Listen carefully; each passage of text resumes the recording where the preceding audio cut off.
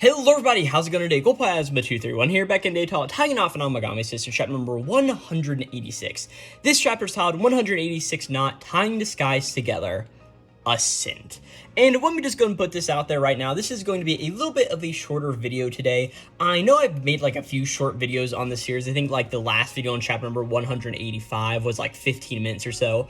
But there's a few factors going into this. Number one, I did not think I was going to be able to make this video today. Number two, I am being able to make this video today. Number three, I don't have much longer to get this video out. And number four, yeah, I'm just going to have to do a little bit quicker than I normally do, right? So if you guys are really upset I'm not talking about this chapter for the longest time, oops, I'm sorry, but hopefully there'll be plenty of other time where I can talk about the other chapters of this series. Now, really just to hop into this chapter, let's first talk about what happened last time in chapter number 185.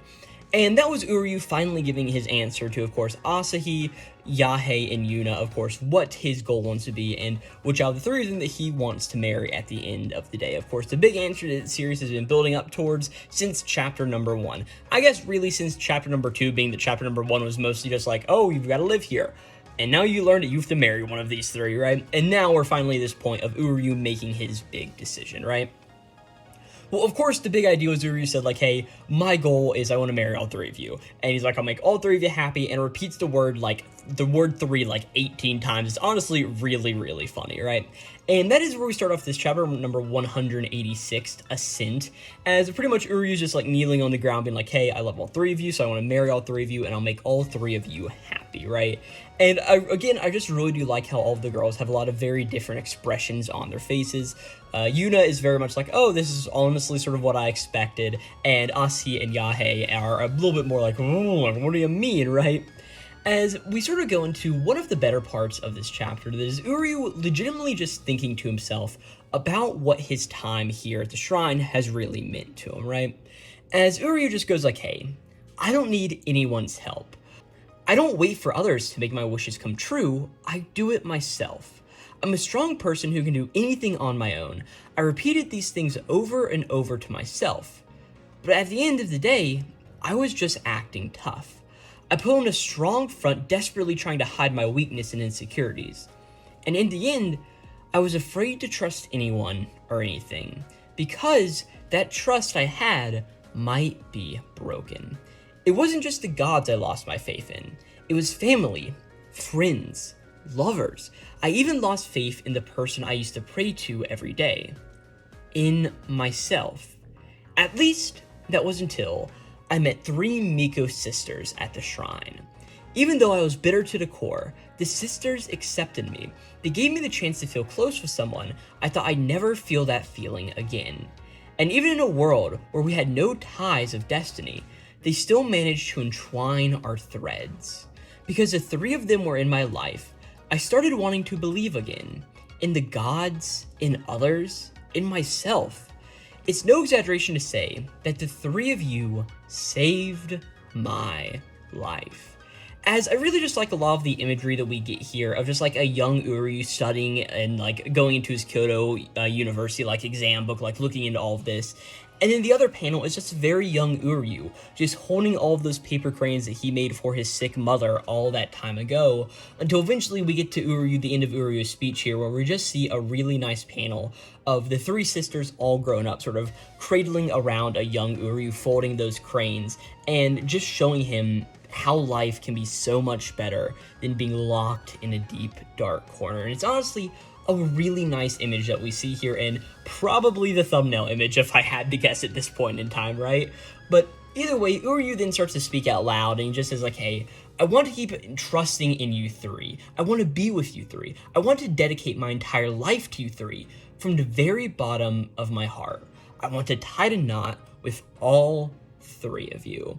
And of course, all the girls are just like, oh, Uryu-san, Uryu-kun, do all of that various stuff, right? As Uryu's like, hey, sorry, I know what I said wasn't very romantic and probably what you guys were looking for, and I really do know how crazy it sounds, like me saying I want to marry all of you guys, but this is my heart's true desire. And he's like, so, will you all, like, please tell me your answer? As all of a sudden, we just see the Aussie starts to cry. She's like, oh, like, no, like, I can't do this. And she starts, like, wipe away all the tears as, like, she's trying to speak through all of these tears coming out here in the moment. She's like, I can't believe this. I never thought it was possible, right? And Uryu's like, yeah, I mean, I guess I should have expected that you would think that. And she's like, no, that's not it. As we see that she just lunges forward and hugs Uryu here in a moment, she just says, like, hey, that you can make me, that you can make all three of us this happy. No matter how much I prayed, I never thought it could happen, right? And Uryu's like, oh, Asahi, right? It's now time for Yahei to do all of her stuff. She's like, hey, I can trust you, right, Uryu? That you'll make you, Asa-chan, and me, you'll make all three of us happy, won't you? And Uryu's like, oh, like, Yahei, of course. As we see that Yahei is holding out her pinky here in a moment, of course, wanting to pinky promise good old our boy Uryu. I almost forgot his name there for a second, oops. But of course, this is something that they did all the way back in the day whenever the two of them had just met, whenever they were so young. And of course, at that point, Yahei was still known as Reiko, right? Like these ties that go back so far. And Uryu just holds out his pinky, and he's like, yeah, I promise. I swear by my faith in the gods. And of course, that's two of them out of the way, but of course we have best girl Yuna here last, and she's like, oh, I know you're a hopeless womanizer till the very end. And Uryu's like, hey, so what if I am? I'm not going to make excuses for myself anymore, right? And she's like, hey, you can't. It's just a fact that at this point, right? And she just comes up and grabs both of Uryu's hands together and just is like, hey, and thanks to that, you were able to make all of our wishes come true. And he's like, oh, Yuna, right? And she was like, hey, it's the fact that we are all Miko that guided us to you, Uryu. I've never been more happy to be a Miko than I am today. So we just see a really nice panel of Yuna as well here in the moment, right? As us, he just says, like, hey, I mean, that's true. Like, if the three of us hadn't been Miko here, we would have never ended up in this scenario in, like, a million years, right? And Yahei just says, like, hey, it was because of what Uryu went through in life that he was able to reach this answer that he did, right? As all of the girls just say, like, hey, thank you, Uryu. Thank you for choosing all three of us. And he's like, hey, not at all. It's me as well. I should be thanking all of you. As now we finally get rid of, like, oh, hey, the big moments happened, right? As all of a sudden, Asi's like, wait a second, like, by the way, like, marrying all three of us, like, aren't there some practical problems with that plan, right? And I just love the panel you hear her being like, yeah, there's a few issues with this, right? And Yuna's just like, hey, I mean, I suppose we could do, like, a common law marriage or something, but then there's a matter of which three of us gets to be the legal wife, right? Like, but what if we got married overseas? Like, there's probably countries where that stuff's legal, right? And, like, hey, but if it's not legal here, it won't help for inheriting the shrine and all this other various stuff, right? And, of course, we see here in the shrine, there's the gate that you walk through, and, of course, sitting on top of the gate is none other than, of course, Chiharu, the fox god, as we now know. As we see, she's just sitting up there, right? And as everybody's bickering, just like, hey, then what are we supposed to do now, right? Uryu just says, like, don't worry, guys, I've already planned for this. And they're like, what are you talking about? As Uryu just goes through and does his two claps and summons the gods here in the moment, right? As we just see the girls like, Uryu, like, what are you doing? As Uryu finally thinks, like, hey, the time has finally come. Today, at this very moment, at this very spot where it all began, this is the day of our destiny. As after this panel, we get our second two-page spread of the chapter, as we see that all of the girls, and of course the gate here, are all in their still robe and everything, and we see that they've suddenly been transported to this other place, and they're like, oh, like, where, wait a second, like, where are we, right? And we then see that Uryu walks towards all of them and is like, oh, hey, this is our wedding venue. A place where I can marry you and inherit the shrine. The one where all of our wishes can come true.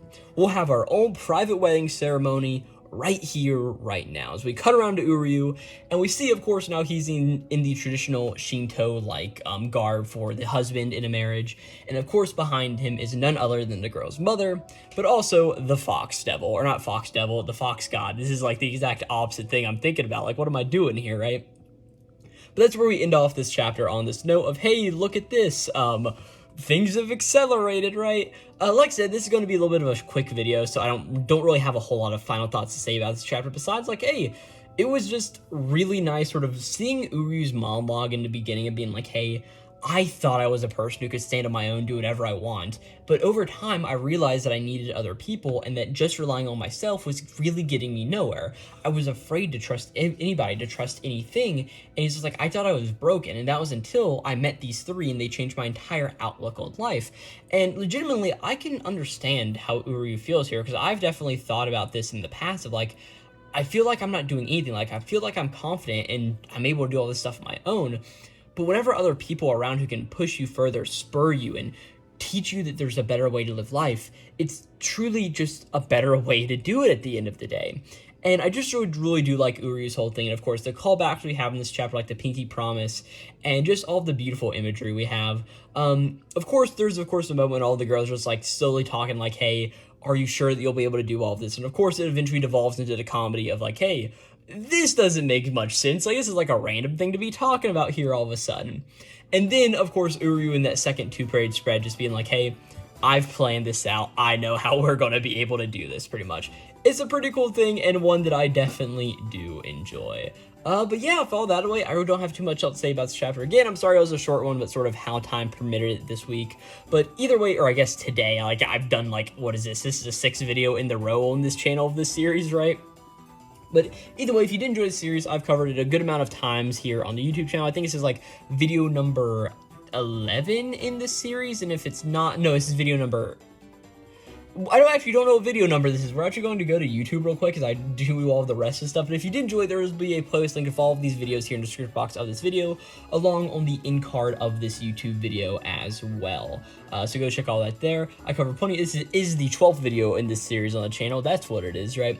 But if you did enjoy this video, I cover plenty of other anime and manga related content. Go to @Glowplasma on YouTube and check all that out there. If you enjoyed this video, maybe you want to consider giving it a like or leave me a comment telling me what you thought about this chapter. And yeah, I'll catch you guys next time when you talk about Tying Off an Amagami Sister chapter number 187. Until then, this will be Glowplasma signing